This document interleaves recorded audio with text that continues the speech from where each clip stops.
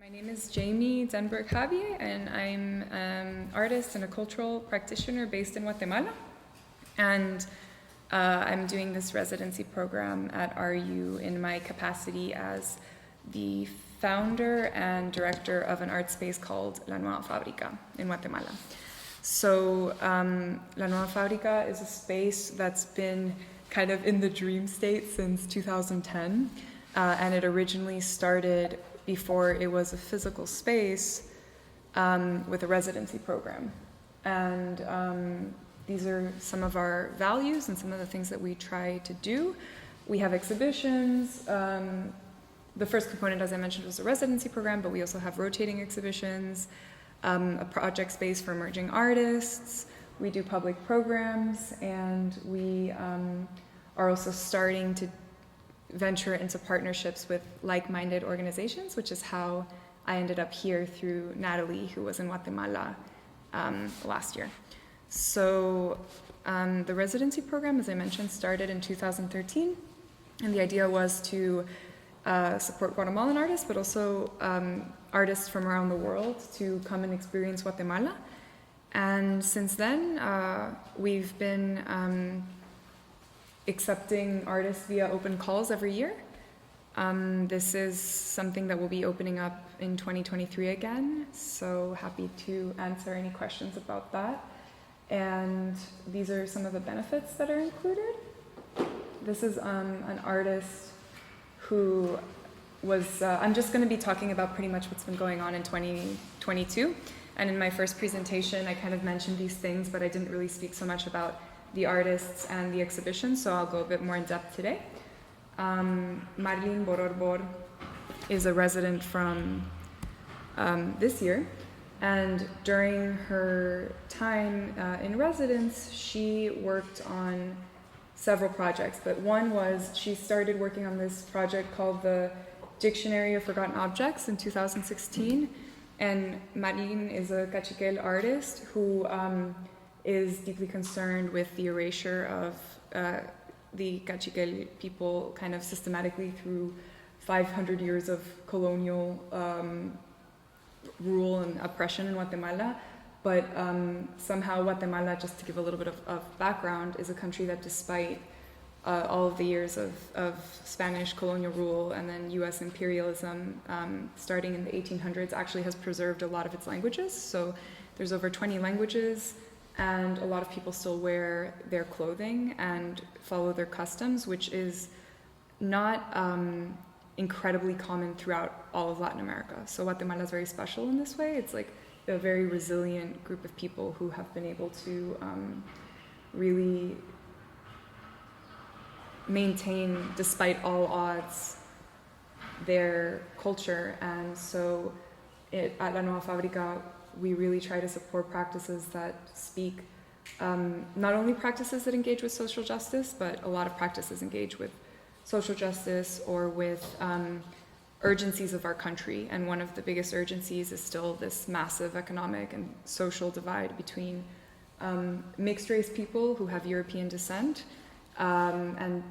or do not identify as Maya, and Maya people who are the majority, who are still vastly underrepresented in the government, in just public discourse and cultural discourse. So also please interrupt me if you have any questions. We can I'm happy to answer questions as I present these things. So Marlene, to her it's incredibly important to highlight. So as I was mentioning about Marlene, so this was one of the projects that she did during her time as a resident, was that she's been working on this dictionary of objects that have been kind of erased throughout time. When actually the Spanish came to Guatemala, even certain vegetables and things that came from the earth were discouraged because they associated them with demonic or not Catholic vegetables. So it's interesting, even at the level of agriculture, entire food, ways of eating, ways of, obviously religious practices were attempted to be abolished. And right now there's a lot of organizations in Guatemala that are very concerned when trying to reclaim a lot of these practices, but in many places they have never been abolished or stamped out. Like they've been continuous and even quite resilient. So Marlene speaks a lot about these objects or these practices that have been erased, and she's also incredibly politically active in her community, where there's also constant new threats by industries that come and divert water specifically, or use land and then make the land quite toxic. So this is an issue all throughout Guatemala, but Marlene is very active in this area. And to the right, you can see what she was working on in the residence are these artist books that she made of these dictionaries. And her mother wove these books with her in residence. So her mother was a big part of the residency. And she... Sorry, just unmute yourself on Zoom. We can't hear it. Oh, no. Just Oh, no. I'm sorry. Okay. Thank you, everyone, for your patience. So then this is something that she worked on during her residency. She also worked on other projects, but one project I would like to mention about Marlene is she worked on this kind of multi-year project where when she realized that over 400 indigenous Maya people change their name every year in Guatemala to more European-sounding names, she went through this very deep research practice and process where she actually went about changing her own name. And she not only changed her name to a more European-sounding name, but she chose the two names of the most powerful families in Guatemala, one of which actually is responsible for a lot of the destruction in her community through industry. So she's definitely somebody who is really uses her voice very directly to speak about the issues in her community. And she's also been in a few exhibitions at La Nueva Fábrica, and we were really happy to have her as a resident. Then there's another resident this year. We've had, I think, 8 residents this year, so I can't show you everybody, but this is Cristina Flores Pescoran from El Peru. And Cristina, a lot of residents are attracted to La Nueva Fábrica because we share a piece of land and a building with a textile factory. And we started out having a much more intimate connection to the textile mill, and as time has gone on, it's a group of artists who still want to engage with the textiles, but not exclusively. We're not exclusively a textile residency, let's call it like that. But there are artists who have an interest in textile just because Guatemala has such a strong roots in textile, and also because throughout Central and South America, textile is in many cases not just seen as a practical function, but rather a spiritual, psychosomatic practice that goes way deeper in many ways than just being something functional. So Cristina Flores Pescoran, she talks a lot about the body through textile. She does a lot of performance with textile. And she also, something that's quite similar to Residency Unlimited is she used the actual physical space of the art space as her studio. So in the way that Eduardo is using this space now. So she engaged with different publics that came in. She built installations in the space and outside in our gardens. And so she was incredibly active the whole time in a very relational way with our public. And her residency actually culminated in an exhibition in our project space called Your Energy Was Always There. And you can see here that she's making for herself another ear with fabric, just exploring some of the ways that thread and these materials that are native to the land also have a deep relationship to the body. And also she does often talk about her work in feminist terms. And maybe I'll just wait till... This is, as I mentioned, we also have rotating exhibitions in our space. And this is our current exhibition. It's called GRITO, which means scream. It's by the performance artist Regina José Galindo. And Regina, I don't know if any of you are familiar with her practice, but she is been working for almost 25 years. And she essentially, most of her work, or all of her work, is based in human rights and social justice work. She's probably the foremost artist kind of our time that really, throughout the war years in Guatemala and the post-war years, we had a very long 36-year civil war in Guatemala, and that only ended in 1996. So she grew up in the war, and a lot of her practice talks about the consequences of the war, what was happening during the war, and the genocide. Over 200,000 Maya people were killed. So she talks a lot about what happened and the consequences after, and since then she's just been incredibly active in visibilizing the most urgent topics in Guatemala. And so this is a piece that I think is really illustrative of her practice. She does these like very strong minimal gestures. This one I think actually is worth opening to hear the sound of it. She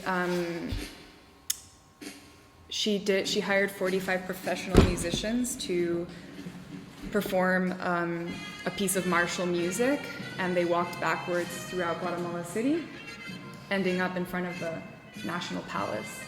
And this piece really speaks to Regina's sense and a lot of people's sense in Guatemala that things seem to always go backwards politically.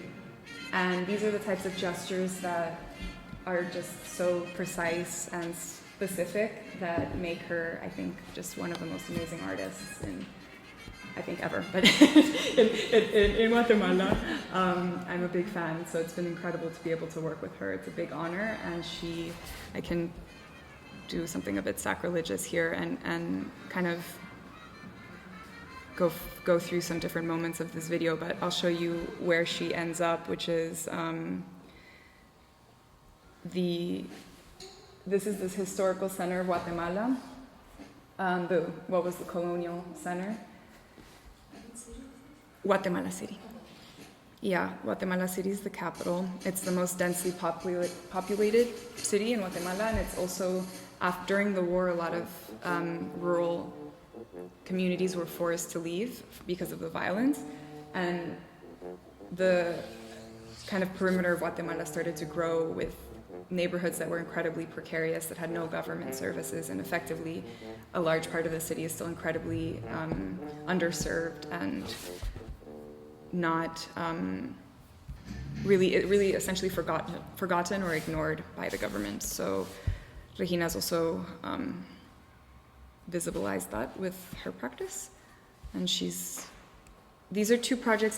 There's so many incredible works in this exhibition, but I just wanted to mention a few of the ones that kind of were reactivated for the version at La Nueva Fábrica, her exhibition at La Nueva Fábrica, which is this series that she did in 2012, where there was this horrific incident in Guatemala City where there was a lot of cases of police raping women.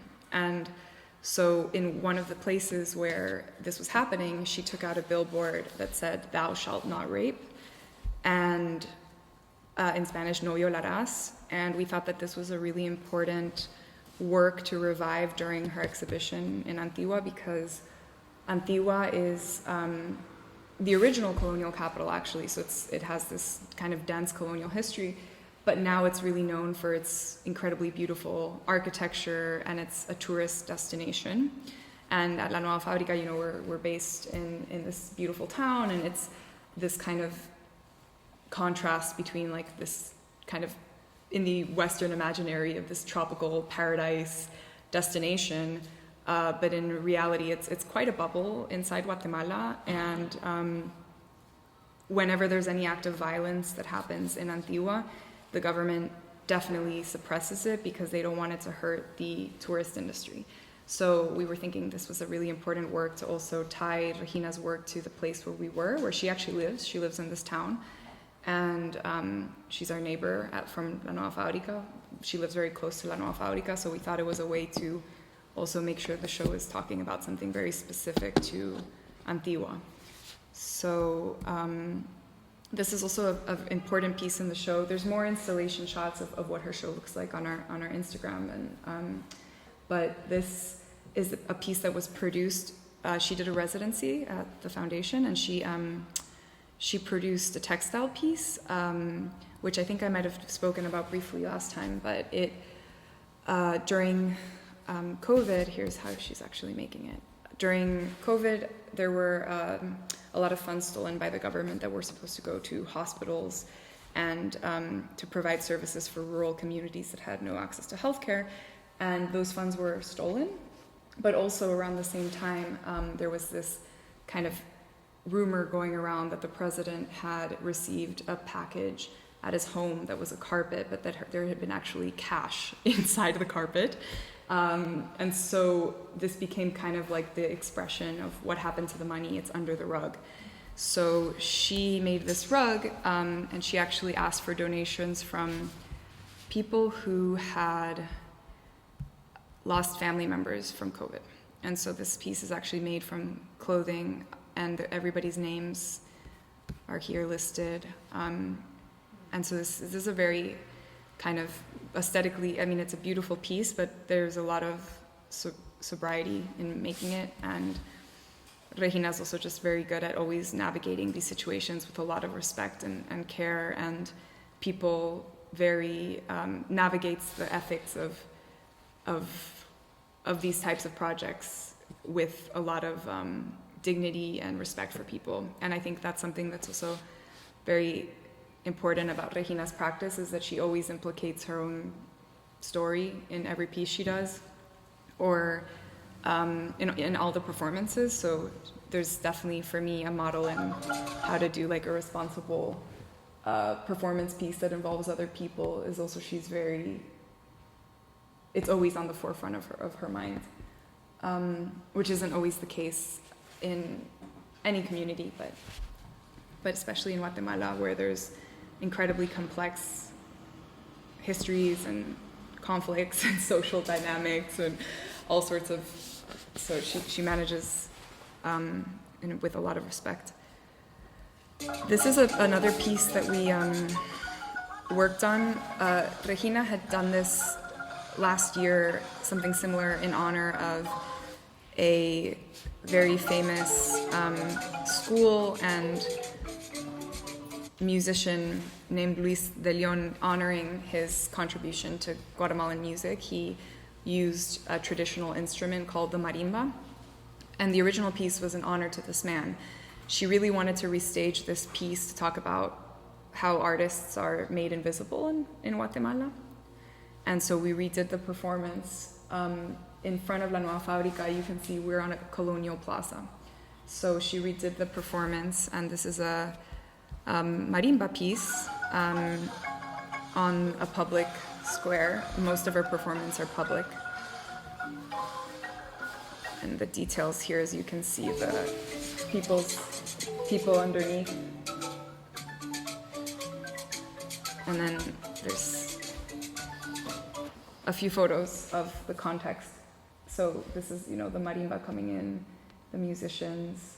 And it was the day of the patron saint at the fair, so it was very busy that day and crowded, and we actually joined the official program of the town. So it was like a fair that day, and we were one of the things that were happening, and we try as best we can to, even though there's still, I think, a big gap, the contemporary art kind of universe tends to sit quite heavily on a lot of context, and we're doing the best we can to try to make sure that at the local level the community feels incorporated. And I still think we're at the beginning of that, but this is kind of an example of how we try to participate in the local activities. Instead of the days that we want to do something, we do it on the day that's like something's happening already, that at the church or at the the soccer field in front of the La Nueva Fábrica. And this is an exhibition that we just did before Regina's exhibition, which I just wanted to spend a bit of time on. It means between threads, body, and healing. And this is Antonio Pichillá Quiacaín, who's a Maya Tzu'tujil artist. And Antonio's work is really kind of recontextualizing the narrative that the Western eye has about formalism and abstraction, because typically the modern art historical narrative about formalism is its kind of separation from life and meaning. And Antonio also, and this idea that abstraction is a Western invention. Maya communities have been creating abstract forms for millennia. And so he talks about how a lot about abstraction and these shapes that he works with, which I believe I also mentioned last time briefly, but he really kind of shifts that narrative and talks about how abstraction actually, or symbols within abstraction, have deep spiritual significance in Guatemala and to the Tzu'tujil community that he's part of. He also does admit, though, that he doesn't mind other interpretations of his work, and even welcomes certain conversations about kind of minimalism and formalism. And I actually really love his performance work as well. This is a piece called "It Consumes Me," and he is talking about a lot of the energy or a lot of the things that are discussed in the Maya worldview are not visible. And something that's kind of very powerful and beautiful about Guatemala is, I think that the idea of rationality is much more open, and like there is a rational logic that's metaphysical, but it's also quite scientific about how people approach spirituality and healing. And so Antonio is one of these artists, or one of the artists that I think works a lot with this, not friction, but this two different ways of talking about experience, the rational way that's kind of been imposed in Guatemala, as in many places in the world, and a more spiritual practice that's also like highly based in observation and in empirical life, but maybe dismissed a bit in the Western narrative. And this piece I really love because it's called "It Consumes Me," but he's trying to consume the smoke, which is a ceremonial element, which I think is really beautiful, also kind of shifting the gaze where he's trying to consume it, but he's admitting that it's consuming him more than he's consuming it, which I think is like another very minimal gesture that's very powerful. And the last exhibition that I'll talk about, which was 2021, 2021 was the 200th anniversary of Guatemalan Statehood, of independence from Spain. And the government was really trying to push this narrative of independence. But a lot of people their day-to-day life does not reflect any type of independent state, because there's still a lot of the kind of feudal systems in place from the Spanish rule. So essentially, there's still a lot of racism and classism and sexism, and there's almost 50% of the population lives in poverty, and a great percentage of that is Maya people. So we thought that this was really an important show to do during this very year-long celebration of this narrative that the government was trying to show about Guatemala, which we weren't trying to we called it a commemoration, because commemorating, there's still space to talk about resilience, and there's still space to talk about how culturally Guatemala has resisted against all odds, like the peoples of Guatemala. But it was definitely like a more sober exhibition. And as you can see, kind of the exhibition was, there was over 30 artists from around the world, not just from Guatemala, but all of the pieces spoke somehow to the Guatemalan history or the Guatemalan issues in Guatemala. And this piece in the middle, the exhibition was organized when you first walked in, between rural life, urban life, and this massive kind of column that intersected the space, which is it is a wooden, kind of massive wooden scaffold held together by money, by real money, which was Venezuelan money, because it's the cheapest that you can. The currency is so inflated that, I mean, this is like maybe perhaps $50 worth of currency, and it's like 10,000 bills or something, you know, so of like the highest denomination.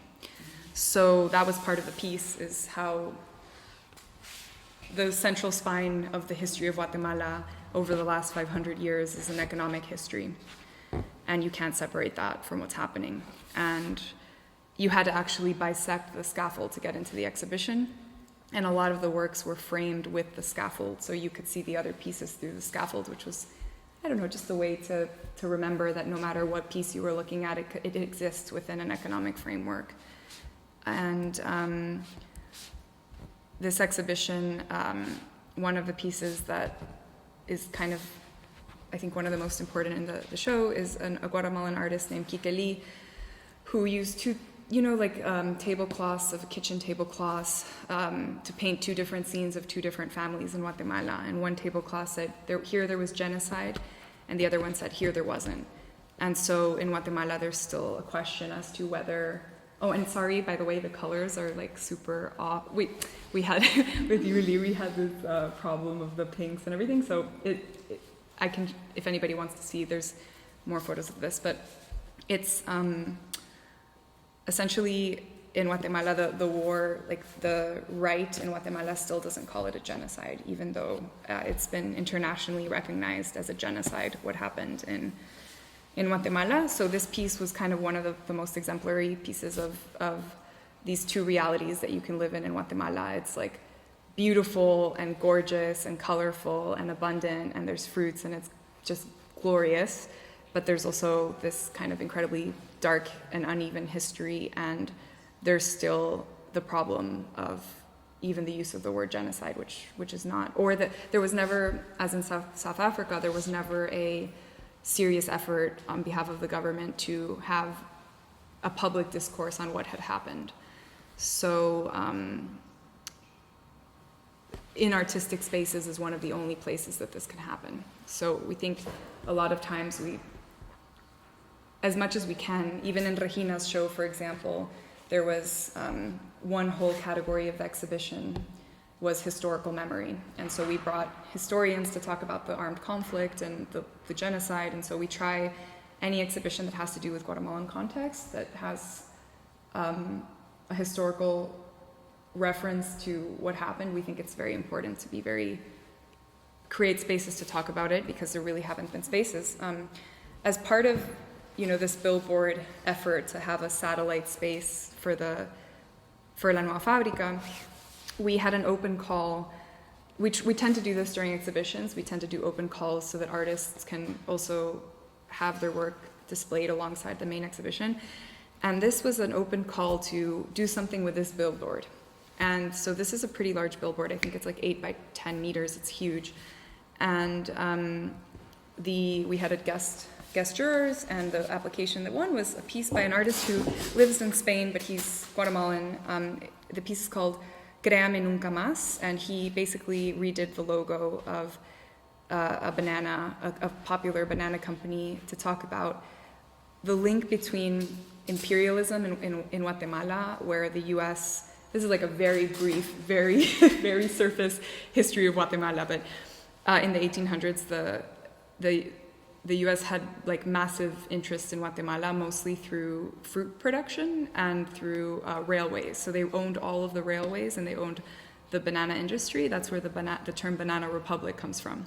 So all of the resources of Guatemala were essentially extracted, and it was essentially a continuation of the colonial logic, where people were basically slaves that lived on these plantations, indebted slaves, and the working conditions were horrible. And this kind of banana republics just extended the Spanish colonial logic.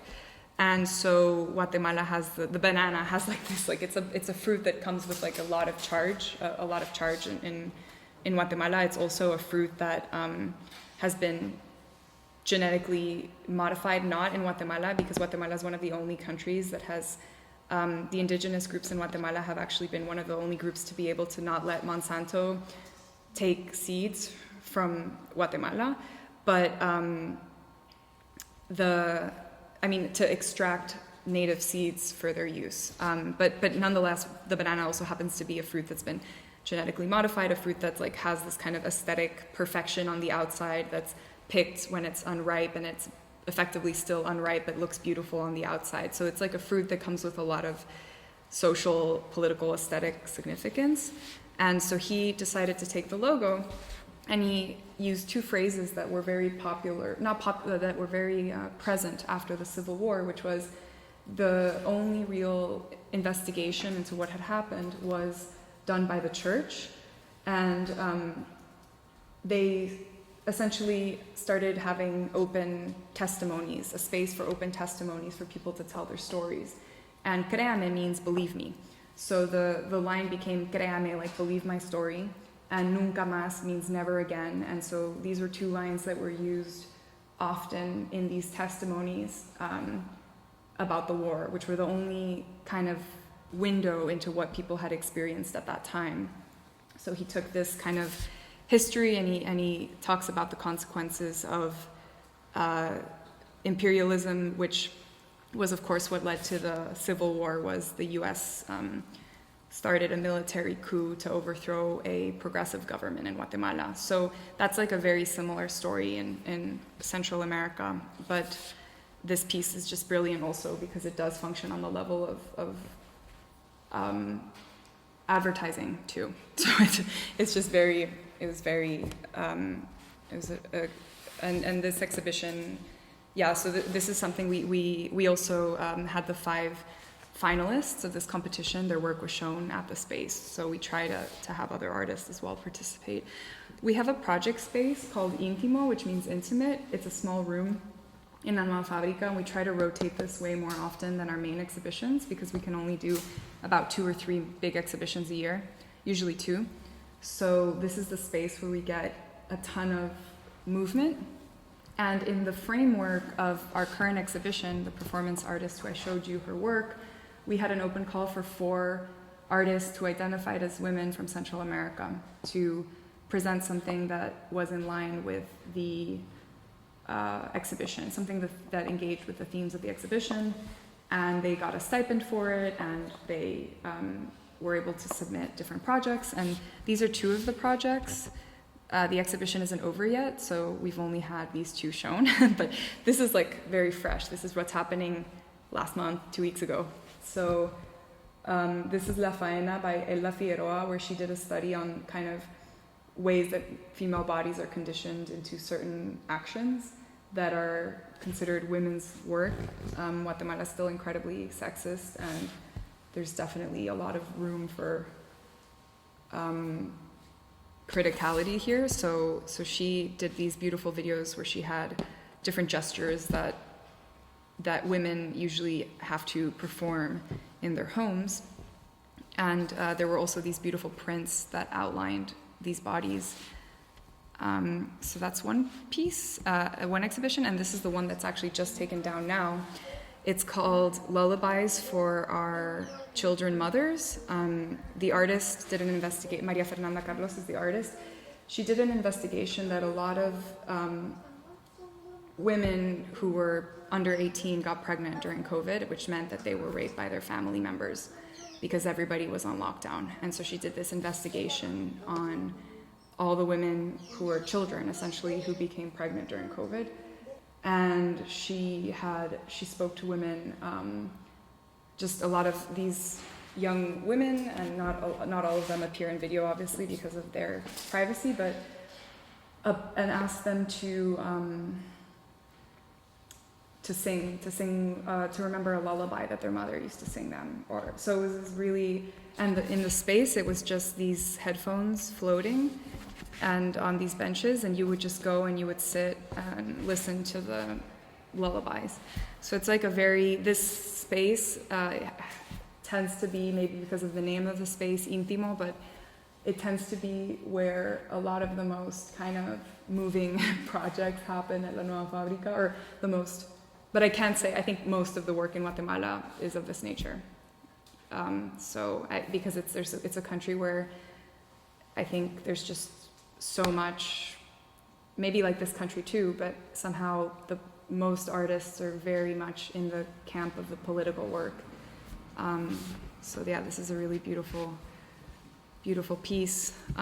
Through this exhibition that I mentioned, we're starting an education program at La Nueva Fábrica, which isn't maybe your traditional education program, but within the framework of the exhibition, we're offering, and also just kind of in line with our broader values, we're offering self-defense classes for women.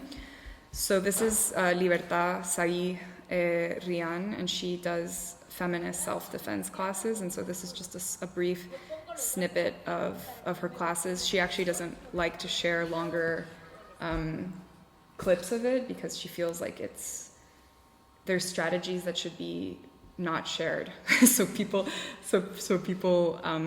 don't see them that aren't the most vulnerable people. But she's okay with sharing like small clips. And then there's other projects that are going on right now, which I think I also spoke about briefly last time. But we have a collaboration with an activist urban laboratory called Mi Calle Nuestra Calle, and they started a project.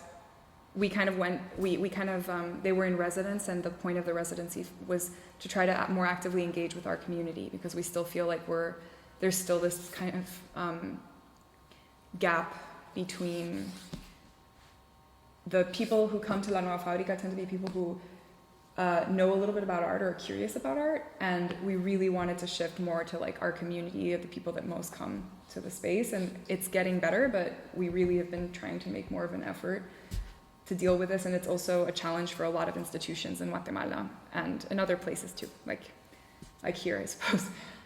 So there's these classes that have been offered that are asking the women in the community, starting with women as the most kind of vulnerable population, but we also have other programs that are open to the entire public. Asked the women what they wanted to see in the community, and they said that they really wanted to learn how to embroider and make their own products that they could sell to have a source of independent income from their husbands. So one of the members of the community, Ana Vivar, she teaches the classes. Which is subsidized by La Nueva Fábrica and also by the women who participate. They also give her a fee for the class. And their one day is like purely technical. They just learn techniques and work on products. And the other day are like modules about like knowing your rights and forming and one module was about romantic love, right? Like in Latin America, it's a bit problematic how romantic love is deemed to be like the highest form of existence, and all the problematic things that can come with that, and the reality of that, and really like not the romantic view of that, but the very kind of real consequences for our culture. So these are the types of things that we've been doing. We also have this kind of massive wall that gets it's just this week it's getting there's questions that are activated, and then this mural gets redone with the members of the community that they can always go and write on this wall outside La Nueva Fábrica. But once we just actually opened this project, but now we're doing the second in Spanish it's called Pregunta Detonadora, like detonating question about what we want to talk about in the public space. So that's, and then upcoming, this is kind of an example of our first project, which is a collaboration with an international institution. We'll be hosting this show, the second iteration of this show, which was from the Contemporary Arts Center in Cincinnati, which is Helen Ascoli, who is a Guatemalan artist. Her show just came down there, and it will be up next year at La Nueva Fábrica. And Helen is textile based mostly. She has been a student, a weaving student for most of her career as an artist, and this exhibition really explores how a lot of the things that remain in different civilizations are the hard objects, like the buildings, the ceramics, the weapons, and so she talks a lot about what about the soft objects that were created, which are very close to everyday life, like textiles. So she has this beautiful piece. This is one of the pieces in the exhibition. It's How Is Your Heart? And she writes it in different languages, and kind of weaves this onto different Maya languages, I should say, Spanish and English. And she weaves it onto these kind of beautiful, it's really hard to tell from the photo, but they go on a slant, so they really like have the sense of disappearing into the wall. And they also talk about how these weavings are made, which if you've ever seen a loom, can look like this, some types of looms. And she always is talking about weaving in terms of the body and in relation to the body, and weaving as a system of knowledge, and weaving as a practice that is communicates endlessly. So we're really excited about this exhibition, and it's curated by Amara Antigua, who works at the Cincinnati, at the space in Cincinnati. And so this is the project that's coming up. And I think I already introduced the team last time I spoke to here briefly at RU, but these are the group of people we most immediately work with. We're a really small team. We're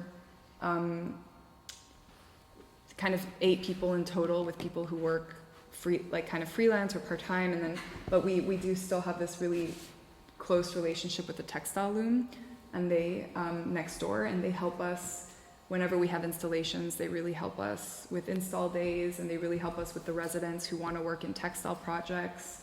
So the team ends up actually being on our thank you lists for exhibitions. There's usually like 200 people.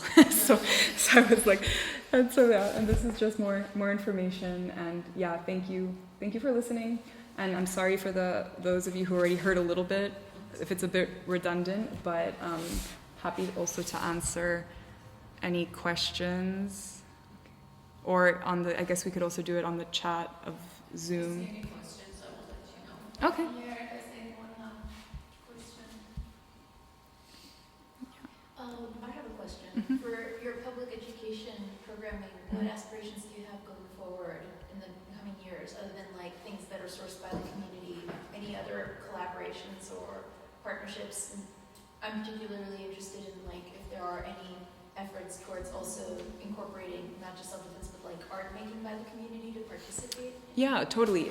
So the something I should have mentioned is, for example, in the weaving workshops, the women had an exhibition of their work, because before they made products, they actually were making artworks. And there's another exhibition that's going to be made next month by them as well. So a lot of the things that get done in the space are actually exhibited in the space, and we created this gallery in the lobby that is essentially where we can have exhibitions for the community so they can see their own work represented. And we've started, I see it as a healthy sign that we've started getting artists that live in the community asking us if they can show their work there, which is really great. But yeah, no, like in my fantasy land, because this has just really started, this project, we would have a full-time educational program that also could be a place where parents could also take their children comfortably and engage different generations, and also have more alliances with institutions outside of Guatemala, which is a little bit the context within how I am here at Residency Unlimited, is also building bridges between communities of Central Americans around the world, but not just Central Americans, also engaging with artists who have an interest in Guatemala, because a lot of Guatemalan artists, some have the chance to travel, but a lot don't, and a lot of we have next to no resources in the country for exhibitions and for art. So a lot of times the most enriching experiences for artists or people interested in art is when other artists from around the world come and get interested in meeting people from the community, and then a lot of times they'll form friendships with people outside, or so there is that level of exchange with the educational program, where it's not just like super hyper local, but also trying to find ways to engage publics that are not just in Guatemala, but also leveraging kind of the connectivity. For better or worse, the art world is really globalized and leveraging in a positive way relationships with other communities that are diasporic, but also that might have similar struggles as communities in Guatemala, which is kind of, if you've like kind of in a lot of the narratives or a lot of the conversations right now on an international level are creating more voices for communities to share the intersectionality of their experiences with other communities around the world, right? And oftentimes they're very different experiences, but like a lot of them are also very similar, you know, especially in colonized countries. So that kind of is very interesting to us, and I think it's been like, I guess 12 years since the original idea started for this space and for the residency, and I just think like we're just starting to, I mean, it just took 8 years to get the physical space open. And so now that the physical space is open, we're kind of leaning more towards expanding past just our neighborhood and having more of an exchange. Yeah. So that's kind of the goal or the vision, but still trying to find ways to stay really hyper-local for the community, and also questioning what education actually is, because I think we have such a history in Guatemala of the colonial view of education, which was like kind of an education of erasure, and so we're really trying to not like just take a model, like say, oh, this is what this museum in the US does, but like really try to question also, like education has not worked in Guatemala. A lot of the population to start doesn't share a common language. So you also have to deal with, okay, what if you can't communicate with somebody? Like you have to create a multilingual space, or a space that's I guess where art can be helpful. A space where if you don't speak the same language, if 5 people in the room speak different languages, that's already a challenge. So also just being very curious about open source projects. The collective that we work with, they're a futurist collective, and they work with a lot of other organizations that are all about open source education. So we've been adopting some of those methods, but also trying to just like be very open to developing something completely different that might not even look like education, you know, like capital E education. So. I have a question, Jenny. Mm-hmm. In the residency program, mm-hmm. what qualities are you looking for in the artists who could be interested in applying? So something that really important is the jury changes every year. So that's a way for us to make sure that different types of practices can be acknowledged, because obviously, you know, every juror will come with their own idea of what makes a fabulous resident. But first off, it's open to anywhere from emerging to fully established, so there's no limitation in terms of how long you've had an art practice. Also, it's open to people from everywhere in the world, and it's also open to, we usually can only accept one artist at a time, artist duos, but we can accept artists with families. We've had a few residents who bring their families, because we found that that's also a limit in a lot of residency programs. And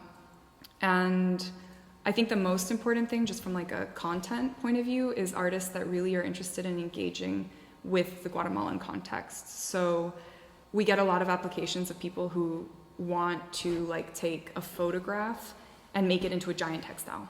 And like that's the application. Like they just want to take something and they wanted the opportunity to take it into the technical scale of a textile. And sometimes those applications are interesting, but only when they show a real reason for it. You know, like, okay, why do you want to work with textiles? Just because you think it looks nice, or because we're really looking for artists that have done their research. What's specific to the Guatemalan context? Why do you want to go? Not every single artist engages with community, but I think that practices that are, at least artists that are curious to opening up their studios, or who are curious about the communities, whether or not they do something collaborative, I think is important. And artists who, I know that a lot of residencies are like favor or are very open in terms of what is produced, and ours is as well. Like we don't have any expectation of production or final results for the residents, but I think that maybe applications where somebody says like, oh, you know, I want to make this specific body of work for a show in another country. Those applications tend to be, maybe we're not the best place to just go work on something that isn't related to the Guatemalan context. It's not just like a bubble from where we are. So most of the residents have some form of curiosity about where we are. A lot of Latin Americans apply. What about the language? So that's why I think we get a lot of Latin American artists that apply. We've had artists who don't speak Spanish, and it's always okay because Antigua happens to be, as I was mentioning, maybe one of the advantages is of it being a tourist place is that a lot of people speak English in the town, and it's by no means hard for people to move around Guatemala if they don't speak Spanish. A lot of Guatemalans don't speak Spanish, so that's another whole other level. But it's been okay. Yeah, we've never had any issues with people who don't speak. I will be honest, we've never had a resident who doesn't either speak either Spanish or English. We could probably get away with Italian or Portuguese, but yeah, I think a little bit of shared language would be really helpful. But yeah, there's no. We're also open to curators and cultural practitioners, which is the term that I mentioned that is used more in Spanish, but we're pretty open. I mean, this group of this collective, the Urban Laboratory, they applied, and they're designers and artists and curators, but their practice is a social practice that could be considered, you know, like let's say outside of strictly visual art. So we're pretty open as to what types of cultural practices, what it is. Yeah, super open. We don't tend to get many musicians just because I think there's other spaces that are better suited to musicians, but we have had some people that are interested, a lot of people that are interested in sound or that are interested in interdisciplinary work, yeah. So, I don't know if there's any other questions? There's more information here. We're redoing our website right now, but the current one does have, you know, all the information. And I guess probably the best way to be really up to date on what we're doing is Instagram or Twitter. There's a lot of programming around the exhibitions right now, so this is probably the best place to stay up to date with also the open calls. And the website, as well as the Instagram, you will find the last open call for the residency, and the residency is exactly, if you want to read up on it, let's say the open call is very similar every year. So this information about the residency, this is the residents who are coming now. But these are the same informations almost every year. So you can just, if you're curious about it, this is pretty accurate. And these were information sessions that were actually recorded. So a lot of the questions that people had were answered here and might be useful. And also the email address that we have here, you know, when we happy to answer any questions.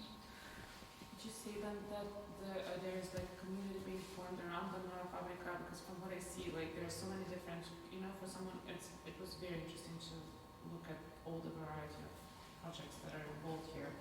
But as you mentioned, there's like 20-something already language groups in Guatemala, and like all of these different communities and groups.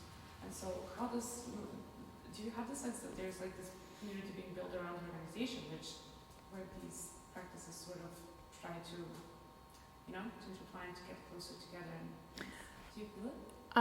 Yeah, I think we're going in that direction. I think we're still at the beginning, and I think there's a lot of structural things that need to be addressed. It's like impossible to do things in Guatemala. Well, you can do things blindly and just be in a bubble and, you know, make a museum or make a space that is disconnected from the community. But I think that's what we're trying not to do. So a lot of our intention is going towards that. There is one main Maya group in Antigua the Cachiquel Maya group is the biggest indigenous group in Antigua. So we had actually the first exhibition, to my knowledge, the REPÚBLICA exhibition, the one that was about the bicentennial. To my knowledge, that's the only exhibition where the museographic text is also in Cachiquel. So, which is very complex because Cachiquel does have a phonetic language, but it's actually more of an oral tradition. So we actually are also moving into having audio museography in different languages when it's appropriate, especially to the exhibition. But mainly the population is Cachiquel in Antigua.